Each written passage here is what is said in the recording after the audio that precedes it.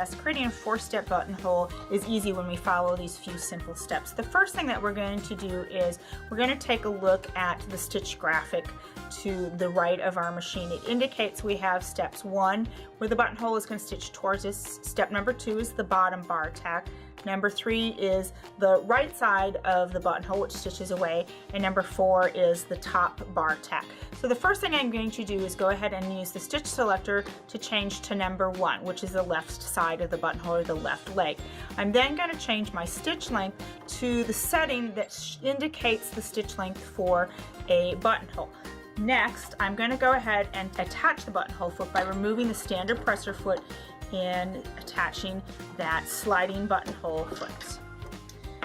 Now what I've done is I've actually pre-marked my fabric, and for the pre-mark of my fabric I selected the bottom of my buttonhole, the top of my buttonhole, which basically gave me my length. The middle line is just a reference line for when I'm stitching that buttonhole. I'm going to go ahead and I'm going to place my fabric underneath my presser foot, and in this case, because that first leg, or number 1, is stitching towards me, it's going to start at the back and stitch forward. So I want to make sure that these 2 red marks on the inside of the foot are lined up with that top horizontal marking that I created.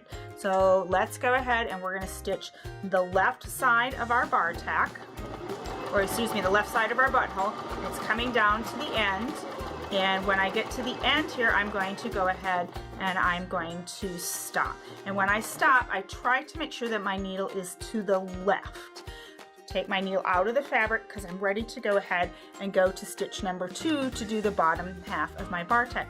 But what I'm referencing is this is the end of my left side of the leg. When I go back, I want to make sure that I stop at the top so that my bar tack, or my two legs, meet at the top. So I'm going to go one more rotation. So again, so that bar tack stops on the outside right hand side. Take the needle out of the fabric, and now I'm going to go to stitch number 3, which is the right side of the buttonhole, which is going to stitch away from me.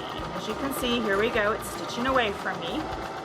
So these 2 markings right here on the inside of the foot, I'm going to use them when I get to the very top to stop for that top bar tack on my buttonhole. So as it gets to the top, I can see it getting closer. Again, I need to stop so that it's on the right outside. I'm going to take that needle out of the fabric so that when I use the stitch selector, my needle can, you see, adjusted position. So now I'm going to go ahead and stitch the top half of my bar tack, and I'm going to stop, needle out of the fabric. I'm going to raise my presser foot.